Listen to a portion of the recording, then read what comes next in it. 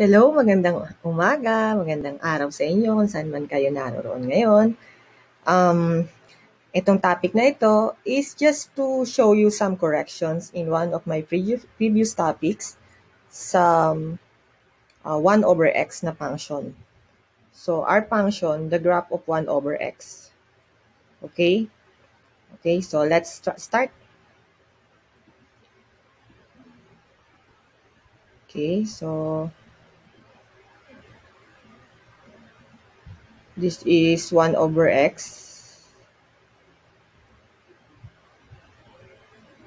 Y, our function y is equal to 1 over x.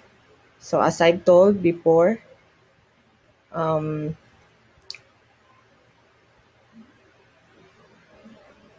isa sa favorite kong gamitin ay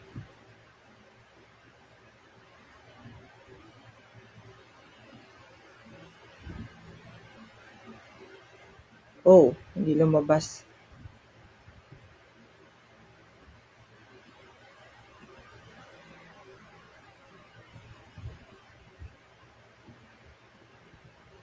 Okay.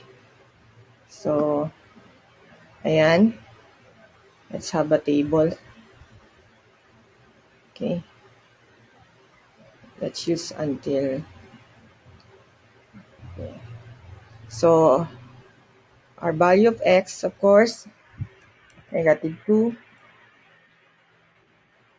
-1, or set of real numbers. I'm using set of real numbers. So, 1, +2, +1. So, let's use negative here. -2. Okay. Here. Okay, -2. So ko lang pong i-explain tong itsura ng graph kasi baka ma-confuse po yung mga batang mag-aaral. Okay, so let's substitute. 1 over 2 equals 0.5. Right? So 1 over 1, I'm substituting this equation the value of x. Okay.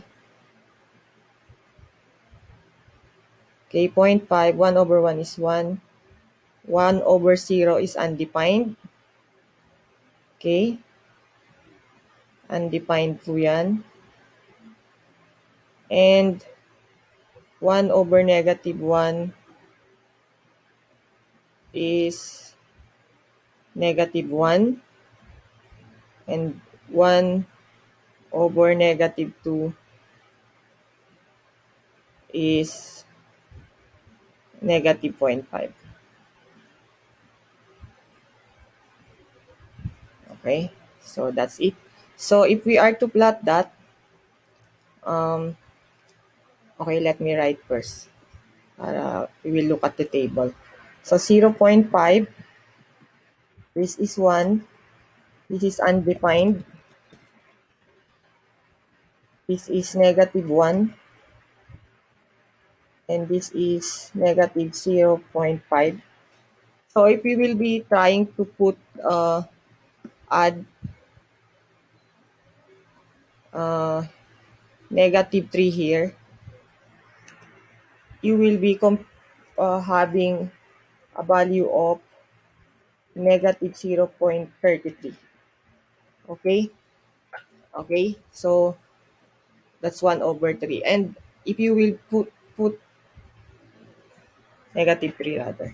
So if you will be putting 4, -4, that's -0.25, and so on and so forth. It will become infinitely small.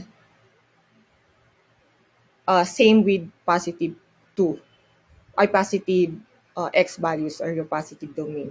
So if we are to plot that in our graph, so 2.5, +2.5, it's here. Okay, 1 and 1, it's here. Okay, so, and undefined, okay, Okay, so we have uh, our value, our x is 0 here. So we will never have a value at x is equal to 0, so undefined. But uh, we will have values, we will have values from, except 0, we will have values from um, here, 1, between 0 and 1. Okay? So, let's plot this first before we proceed. So, negative 1, it's here. Okay? And we have negative 2.5, it's here. And for our negative 3, it's somewhere here. So, similarly with this one, if you notice, if I use positive 3, the value will be 0.33 positive. So, somewhere here then also, it's somewhere here. Your y is positive 0.33, somewhere here. Okay, so uh, your graph will look like, this one.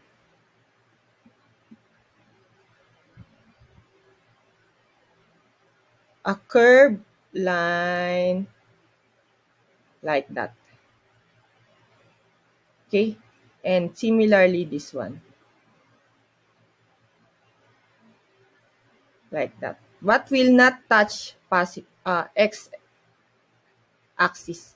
It will not touch x axis. Okay, this one, it will not, uh, the value for the value for y is undefined. I Okay, so it will look like this. So not a straight line. It will it will become infinitely small, but without touching your x-axis. Okay, this one also, it will become infinitely positive, uh, positive y, but it will not reach 0. It will not reach 0. So kahit maging 1/1 million pa yan, so it will never reach 0. Okay, so thank you. I will post this video together with the uh, the topic, range and domain and range, part 2. Okay, so thank you. Bye bye.